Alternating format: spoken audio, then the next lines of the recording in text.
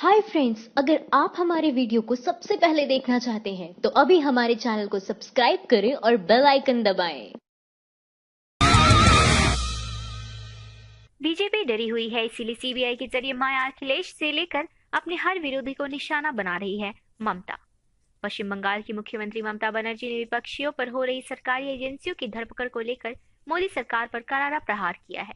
अपने आधिकारिक Twitter handle से ममता बनर्जी ने ट्वीट किया, पूरब से लेकर पश्चिम तक, उत्तर से लेकर दक्षिण तक, अखिलेश यादव से लेकर मायावती जी तक कोई नहीं बचा। सब बीजेपी की राजनीतिक प्रतिशोध का शिकार हो रहे हैं।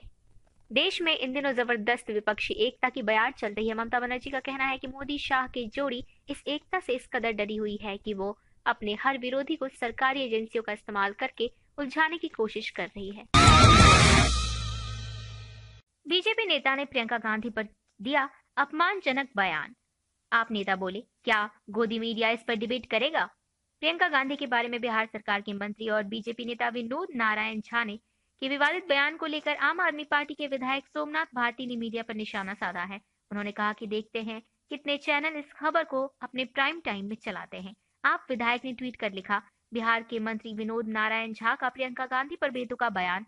प्रियंका बहुत सुंदर है, इसीलिए राजनीति में उतारा। सुंदर चेहरे पर चुनाव नहीं जीत सकते। आज मैं चैनलों के प्राइम टाइम न्यूज का इंतजार करूंगा और देखूंगा कितने चैनल इस घटिया बात का संज्ञान लेते हैं। सीबीआई अब बीबीआई बन चुकी है, सिर्फ भाजपा विरोधियों को निशाना बनाती है। तेजस्वी। पश्चिम बंगाल की मुख्यमंत्री ममता बनर्जी ने विपक्षियों पर हो रही सरकारी एजेंसियों की धरपकड़ को लेकर मोदी सरकार पर करारा प्रहार किया है।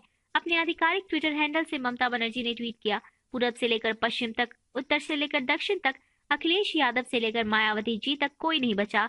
अब बीजेपी की राजनीतिक प्रतिशोध का शिकार हो है।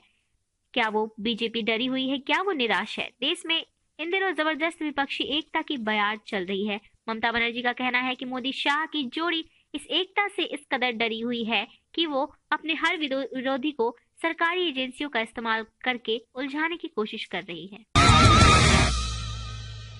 सीबीआई छापे पर बोले भूपेंद्र हुड्डा, राजनीतिक बदले की भावना से की गई कार्रवाई, मैं नहीं डरने वाला।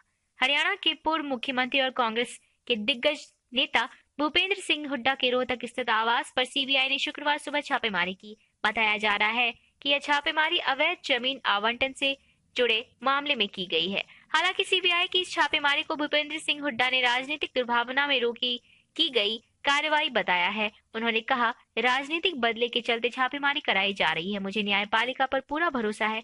मेरी आवाज को कोई दबा नहीं सकता है। मैं इस लड़ाई को लड़ूंगा। सीजीआई के बाद अब जस्टिस सीकरी ने सीबीआई निदेशक से जुड़े मामले से खुद को किया अलग। संजय बोले, डरे हुए जज क्या इंसाफ करेंगे?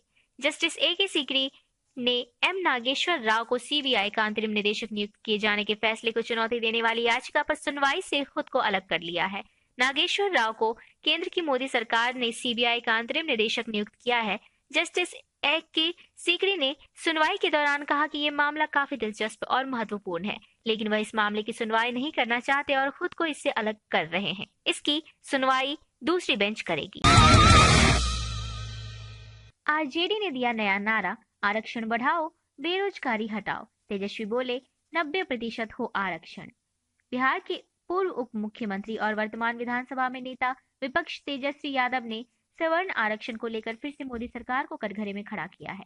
एक के बाद एक कई ट्वीट्स करते हुए आरजेडी नेता ने सवर्ण आरक्षण पर केंद्र की मोदी सरकार को घेरा है। तेजस्वी ने ट्वीट किया कि हम सवर्ण आरक्षण लागू करने के तरीके का विरोध कर रहे हैं। बिना किसी पद्धति, जांच, आयोग, सर्वे और सर्वेक्षण के इन्होंने मात्र चंद घंटों में संविधान से छेड़छाड़ कर संशोधन कर दिया। जातिवादी मोदी सरकार द्वारा जल्दबाजी में लागू किए गए इस आरक्षण का हश्र नोटबंदी जैसा ही होगा।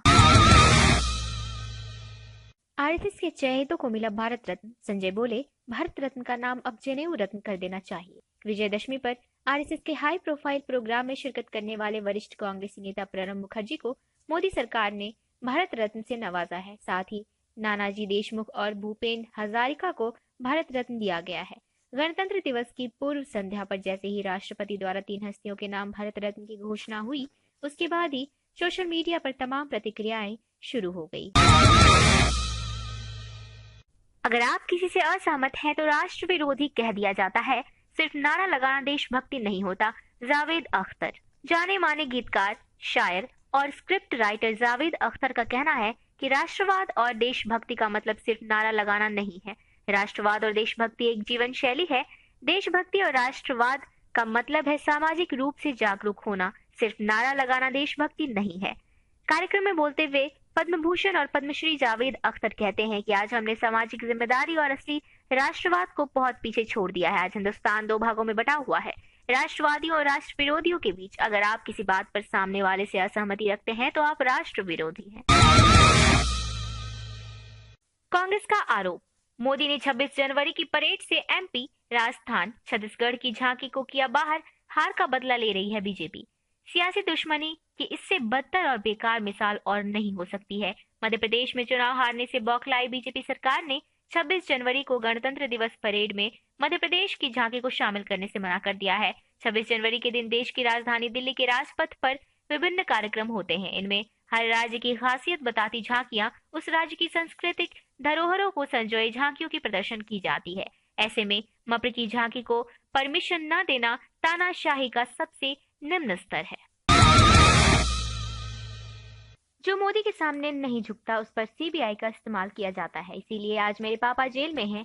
तेजस्वी। पश्चिम बंगाल की मुख्यमंत्री ममता बनर्जी ने विपक्षियों पर हो रही सरकारी एजेंसियों की धरपकड़ को लेकर मोदी सरकार पर करारा प्रहार किया है। अपने आधिकारिक ट्विटर हैंडल से ममता बनर्जी ने ट्वीट किया, पूरब से लेकर पश्चिम तक, उत्तर से लेकर दक्षिण तक, अखिलेश यादव से लेकर मायावती जी तक कोई नहीं बचा। सब बीजेपी की राजनीतिक प्रतिशोध का शिकार हो रहा है। क्या वो बीजेपी डरी हुई है? क्या वो निराश है? प्रियंका गांधी पर बीजेपी नेता ने दिया विवादित बयान। कांग्रेस बोली, भाजपा हार के डर से बौखला गई है। प्रियंका गांधी के बारे में बिहार सरकार के मंत्री और बीजेपी नेता विनोद नारायण झा के विवादित बयान को लेकर कांग्रेस ने बीजेपी पर निशाना साधा है। कांग्रेस का कहना है कि बीजेपी नेता का बयान सत्तारूढ़ पार्टी की बौखलाहट और महिला विरोधी सोच को दर्शाता है। कांग्रेस की राष्ट्रीय प्रवक्ता प्रियंका चतुर्वेदी ने मीडिया से बात करते हुए कहा, बिहार सरकार में मंत्री और बीजेपी के वरिष्ठ नेता होने के बावजूद विनोद नारायण झा ने जो बयान दिया है वो बीजेपी की महिला विरोधी सोच का एक और उदाहरण है। फिर सीएम योगी ने अखिलेश के काम का काटा फीता। अखिलेश की एक्वा लाइन मेट्रो को अपना बताया। उत्तर प्रदेश के मुख्यमंत्री योगी आदित्यनाथ ने शुक्रवार को नोएडा ग्रेटर नोएडा मेट्रो की एक्वा लाइन का उद्घाटन किया। इसके साथ ही सीएम योगी यहां कई विकास कार्यों का शिलान्यास भी करेंगे। लेकिन एक बार फिर योगी का मेट्रो का फीता काटना विवादों में घिर गया है। समाजवादी पार्टी ने सीएम योगी पर एक बार फिर पूर्व मुख्यमंत्री अखिलेश यादव के द्वारा शुरू किए गए काम का फीता काटने की बात कह रही है। मोदी जी हेराफेरी में एक्सपर्ट हैं। उन्होंने गांधी जी के सत्य और अहिंसा को असत्य और हिंसा में बदल दिया। कन्हैया। जेएनयू छात्र संघ के पूर्व अध्यक्ष कन्हैया कुमार ने साधा और कहा कि पप्पू जी हेराफेरी में एक्सपर्ट हैं। उन्होंने महात्मा गांधी के सत्य और अहिंसा के सिद्धांत को असत्य और हिंसा में बदल दिया। कन्हैया कुमार ने ट्वीट किया, बापू ने कहा सत्य और अहिंसा, गप्पू ने अ को इधर से उधर करके बना दिया असत्य और हिंसा। हेराफेरी में सचमुच एक्सपर्ट है हमारे गप्पू जी। मोदी जी, हुड्डा के घर पर छापा मारने से प्रियंका गांधी नहीं डरेगी, वो इंदिरा गांधी की पोती है, यह मत भूलना। आचार्य प्रमोद। हरियाणा के पूर्व मुख्यमंत्री और कांग्रेस के दिग्गज नेता भूपेंद्र सिंह हुड्डा ने के रोहतक स्थित आवास पर सीबीआई ने शुक्रवार सुबह छापेमारी की। इस छापेमारी को कांग्रेस को डराने की साजिश बताया जा रहा है। आध्यात्मिक गुरु आचार्य प्रमोद कृष्णम ने इस पर प्रतिक्रिया देते हुए ट्विटर के जरिए कहा, हुड्डा के घर छापा मारने से प्रियंका गांधी नहीं डरेंगी, गलत फहमी में मत रहना, वो इंदिरा गांधी की पोती है। राहुल गांधी कैमरामैन को सहारा देते हैं तो मोदी पुलिसकर्मी के गिरने पर भी भाषण नहीं रोकते। कांग्रेस अध्यक्ष राहुल गांधी का एक वीडियो सोशल मीडिया पर खूब वायरल हो रहा है। इस वीडियो को शेयर करते हुए यूजर उनकी जमकर तारीफ कर रहे हैं। दरअसल इस वीडियो में राहुल गांधी एक गिरते हुए कैमरामैन को सहारा देते हुए नजर आ रहे हैं। ये वीडियो भुवनेश्वर एयरपोर्ट की है, जहां राहुल गांधी के साथ स्थानीय नेता, सुरक्षा कर्मी और कुछ पत्रकार भी मौजूद हैं। राहुल गांधी अपने सहयोगियों के साथ कुछ बातचीत कर रहे होते हैं, तभी अचानक तस्वीर ले रहे कैमरामैन का पैर फिसलता है और वह सीधे 3 फुट नीचे लुढ़क जाता है। कैमरामैन को गिरता हुआ देख राहुल गांधी उसकी तरफ दौड़ते हैं और आगे बढ़कर उसे सहारा देते हैं। राहुल गांधी ने पेश की इंसानियत की बेहतरीन नजीर अचानक गिरे कैमरामैन को उठाकर दिया सहारा। सियासत ऐसी शय है जिसमें उतरने वाले इंसान में भावनाएं शून्य हो जाती हैं। वो अपने स्वार्थ के लिए अपने रिश्तेदारों, भाई बंधुओं से भी बैर कर लेता है। पर सियासत की असंवेदनशील दुनिया से जब ऐसे खूबसूरत पल देखने को मिलते हैं तो दिल को खुशी होती है।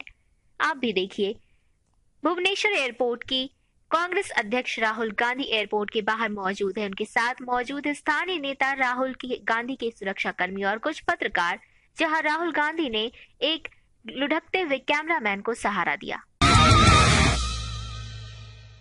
शिवसेना का मोदी पर तंज। राहुल गांधी एक अच्छे नेता हैं। उन्होंने कभी जनता से झूठे वादे नहीं किए।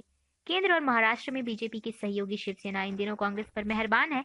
जैसे ही बीजेपी राहुल गांधी और प्रियंका गांधी की आलोचना करती है, तपाक से शिवसेना दोनों की तारीफ की पुल बांध देते हैं। अब शिवसेना राहुल गांधी की प्रशंसा की है। कलर्स मराठी पर बोलते हुए वरिष्ठ शिवसेना नेता संजय राउत ने कहा कि मैं नेता के तौर पर राहुल गांधी को पसंद करता हूं और मैं ये पहली बार नहीं कह रहा हूं, मैंने ये पहले भी कहा है। उन्होंने कभी जनता से झूठे वादे नहीं किए।